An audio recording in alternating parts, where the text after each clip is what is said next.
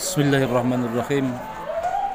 Innal hamdalillah nahmaduhu wa nasta'inuhu wa nastaghfiruh wa na'udzu billahi min shururi anfusina wa sayyiati a'malina. May yahdihillahu fala mudilla lahu wa may yudlil fala hadiya lahu. Asyhadu an la ilaha illallah wa asyhadu anna Muhammadan 'abduhu wa rasuluh. As-sadiqul masduq al-mab'us rahmatan lil alamin.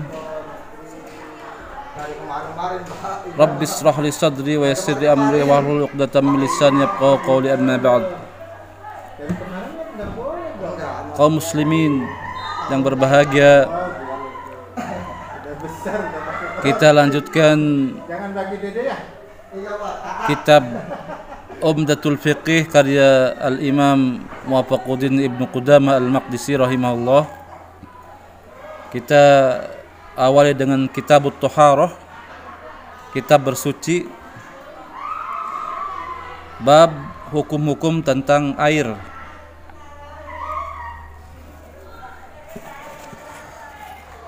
Air diciptakan dalam keadaan tahur, yakni suci dan mensucikan. Digunakan untuk bersuci dari hadas dan najis. Maka dia dianggap sah jika menggunakan benda cair selain Allah. Dan dia telah mencapai ukuran 2 kullah atau air yang mengalir. Tidak akan menjadi najis oleh benda apapun kecuali bila terjadi 3 bentuk perubahan pada sisi warna, rasa, dan baunya. Selain itu, air bisa berubah menjadi najis manakala dia bercampur dengan materi-materi atau benda-benda yang najis. Dan ukuran tentang 2 kula ini disebutkan besarnya sekitar 108 ritel Damaskus. Disebut demikian karena seorang laki-laki yang besar mampu membawa atau mengangkatnya dengan 2 tangannya. Hal ini bisa dilihat dalam kitab Al-Matla' halaman 80 dan juga Al-Fiqhul Al-Islami wa Adillatuh karya Syekh Wahbah Al-Juhaili rahimahullah. Apabila benda yang tidak tahur dimasak di dalam air, begitu pula jika air bercampur dengan sesuatu sehingga melebihi kadarnya, atau dia dipakai untuk bersuci dari hadas, maka air yang semula itu tahur, yaitu suci dan mensucikan, maka bisa berubah menjadi tidak suci lagi. Ketika air diragukan statusnya apakah ia suci ataukah najis, yang kemungkinan besar karena sudah berubah dalam satu sisi dari 3 sisi, yaitu warna, rasa, dan baunya, maka hukum air tersebut berdasarkan yang diyakininya. Jika bagian yang najis dari pakaian tidak jelas, maka dicuci dengan yang diyakini najisnya. Apabila kita meragukan mana air yang tahur dengan air yang najis, sementara tidak ada air lain, maka kita bertayamum dan meninggalkan kedua air tersebut.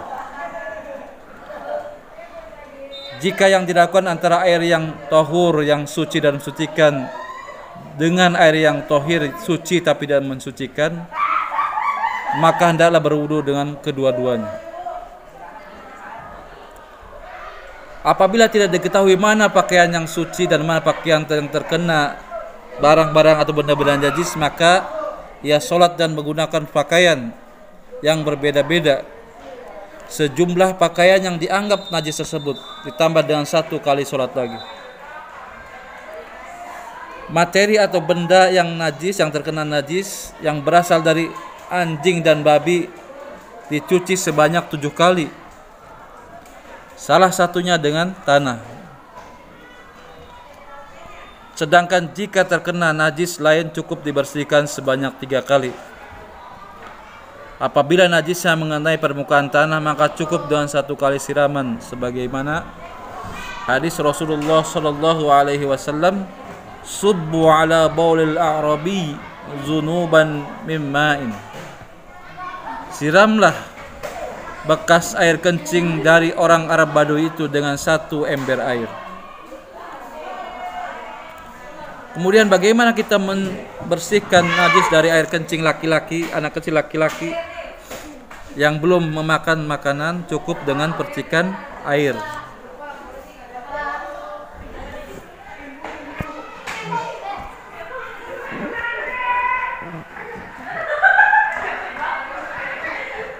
Begitu pula untuk membersihkan maji. Maji yang berkaitan dengan darah dan bermacam-macam zat yang berasal dari semacam nanah dan sebagainya. Jika kadarnya sedikit maka hal itu dimaafkan. Dan jika yang dimaksudkan adalah yang tidak dianggap banyak oleh umumnya manusia, maka air mani manusia dan air kencing hewan yang dimakan dagingnya adalah suci.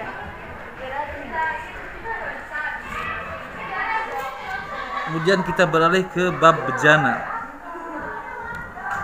Tidak diperbolehkan menggunakan bejana dari emas dan perak untuk bersuci serta untuk keperluan lainnya.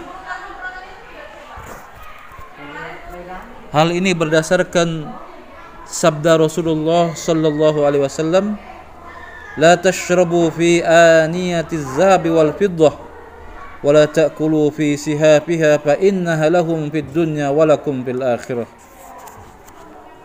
Janganlah minum dari bejana emas dan perak, dan janganlah makan menggunakan wadah makanan yang terbuat dari besi, dari emas dan perak.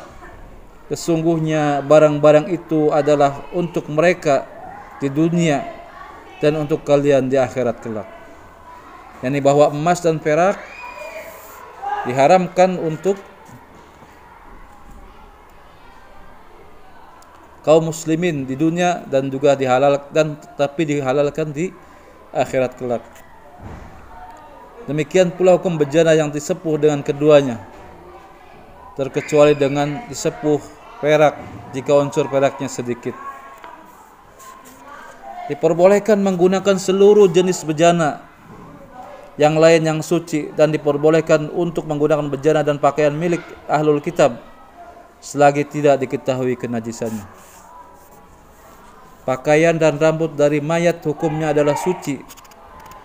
Sedang setiap kulit dari bangkai, baik yang telah disamak maupun yang belum, tetaplah najis. Begitu pula dengan tulang-tulangnya. Setiap bangkai adalah najis, kecuali bangkai manusia dan hewan air yang hidupnya hanya di air. Hal ini berdasarkan dari sabda Rasulullah SAW, "Huwa tahuru ma'uhu al-hillu maitatuhu." Laut itu airnya suci dan juga bangkainya halal. Hadis riwayat Bukhari dan Muslim.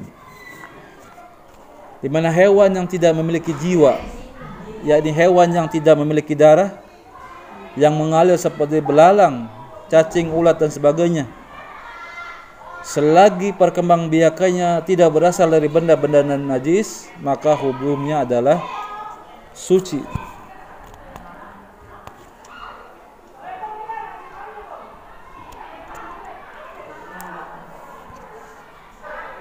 Demikian pembahasan tentang Kitabut Thaharah yang berkaitan dengan hukum-hukum air dan penggunaannya, dan juga tentang bejana dan penggunaannya.